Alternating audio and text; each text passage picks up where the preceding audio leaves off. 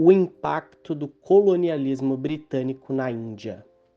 Primeiramente, é importante destacar que nós iremos falar de um tema extremamente delicado, que afeta a vida de milhões e que causou também muita morte ao longo da história e que pode ativar gatilhos em algumas pessoas, então continue por sua conta e risco. O colonialismo, por si só, foi uma das maiores tragédias da história humana, mas o colonialismo britânico na Índia foi uma coisa tão pesada, tanto de se ouvir quanto de se ler, que nos faz olhar para a Índia e para o povo indiano de uma forma diferente, pois nós sabemos que a Índia é um dos países mais pobres do mundo, onde a população é extremamente oprimida, sofre, né, vivem em condições subhumanas, né, onde muitos morrem, nós não sabemos o porquê dessa quantidade, mas a história sobre o domínio britânico na Índia nos dá uma pequena concepção do porquê de tudo isso. Um artigo publicado em 2022 trouxe à tona como fomes induzidas por políticas britânicas mataram dezenas de milhões de indianos em 40 anos, ou seja, mais ou menos entre 1880 e 1920, mortes que nunca foram atribuídas oficialmente ao regime colonial britânico, mas que o número de mortos no período poderia facilmente ser maior devido à documentação imprópria do governo.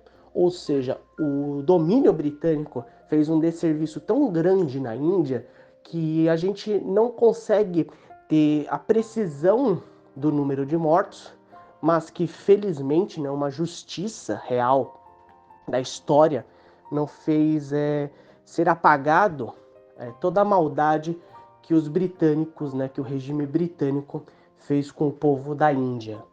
Mas antes de falar especificamente dessa pesquisa, é importante destacar que existe hoje na mentalidade popular da Índia e no Reino Unido de que o Raj britânico, ou seja, o colonialismo britânico, realmente foi bom para o povo indiano, como se os britânicos, né, os ingleses, foram civilizados e trouxeram benefícios para os indianos que seriam, entre aspas, povos primitivos. Mas isso é mentira, tá? E essa pesquisa que eu irei adentrar, né, refuta isso. E que, na verdade, mostra que o número de mortos pelo regime britânico foi muito maior do que você imagina. Em 15 de setembro de 2022, era publicado o artigo Capitalismo e Pobreza Extrema, uma análise global dos salários reais, da altura humana e da mortalidade desde o longo século XVI. Neste artigo de Dylan Sullivan e Jason Hickel, eles analisam como o bem-estar econômico impacta a mortalidade, especialmente em situações de fome e privação. Neste artigo, eles também argumentam que o regime colonial britânico na Índia se utilizou de políticas econômicas que esmagaram a manufatura local e drenaram recursos para o Império Britânico, agravando a fome e a pobreza. Com base em dados históricos, Dylan Sullivan e Jason Hickel estimaram que entre 60 a 165 milhões de mortes em excesso ocorreram na Índia devido às políticas britânicas entre 1880 e 1920.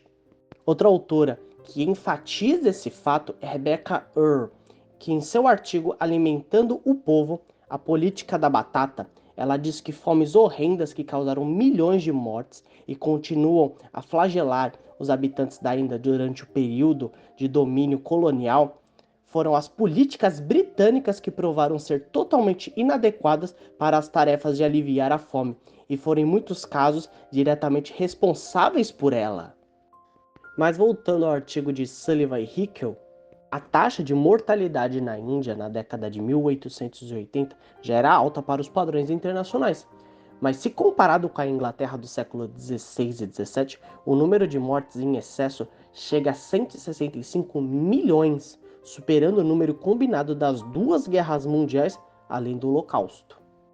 Embora o fim da colonização na Índia tenha tido uma melhora significativa em questão da expectativa de vida e a redução da mortalidade em massa que se prevaleceu no domínio britânico, ainda existe uma fome persistente e mortes, mas dessa vez causadas pelo governo da Índia, né, que reprime e faz de tudo para acabar com movimentos que buscam lutar pelos seus direitos, que buscam uma melhora verdadeira.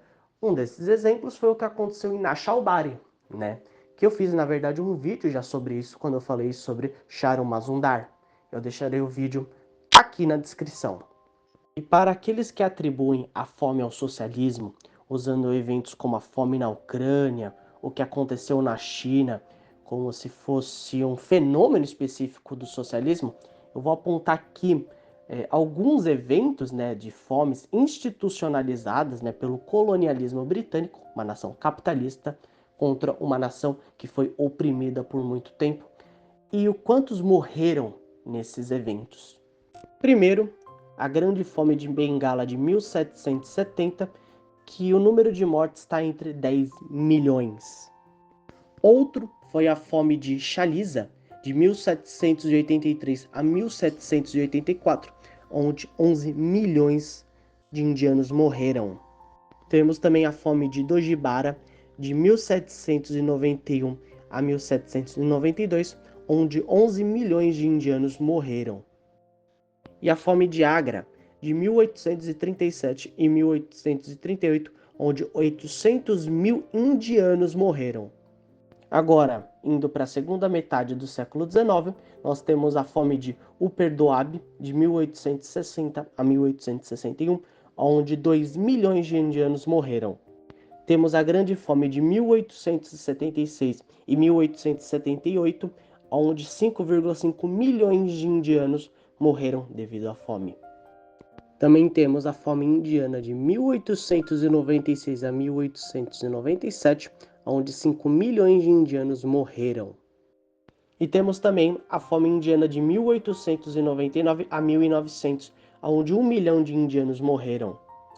E a primeira grande fome na Índia no século XX foi a fome em Bengala de 1943. Estava ocorrendo a Segunda Guerra Mundial nesse período, e entre 1,5 milhão de indianos até 3 milhões teriam morrido devido às ações britânicas que se utilizaram de grãos e outros recursos da Índia para poder manter seu esforço de guerra contra os japoneses e os alemães, acabaram causando essa fome na Índia, né, nessa região de Bengala.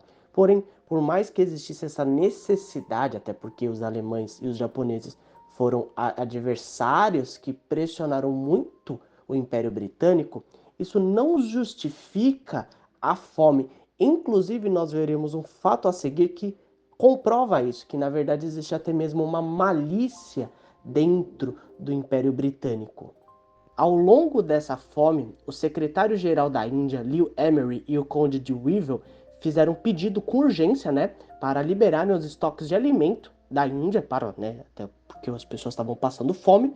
E Winston Churchill respondeu com um telegrama perguntando ao Weevil que se os alimentos estão tão escassos, por que Gandhi ainda não havia morrido? Olha a preocupação, a mentalidade tão nojenta, perversa, né, de Winston Churchill, que é um símbolo, um herói para muitos, né? Falando do povo indiano que estava passando fome, né? É claro que nós tivemos os 3 milhões de mortos, mas existiam outros milhões que estavam passando fome. E lembrando que os indianos tiveram um papel importantíssimo na luta no cenário do Pacífico contra os japoneses. Então, os indianos que estavam lutando pelos britânicos, estavam dando sangue deles, né, pelo Império Britânico, eles estavam passando fome.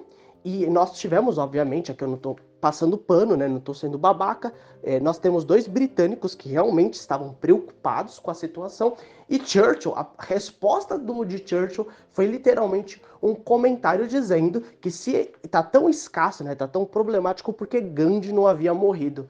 Olha a mentalidade britânica, a mentalidade de uma pessoa que é tão nojenta que não tem nem uma forma de bondade, não tem nenhuma forma de apreço por aqueles que estavam sendo o esforço de guerra fundamental, porque se não fosse pelos indianos, os britânicos teriam tido muitos problemas combatendo os japoneses. no cenário do Pacífico, e Churchill lança essa pedrada para destacar como o colonialismo britânico é nojento.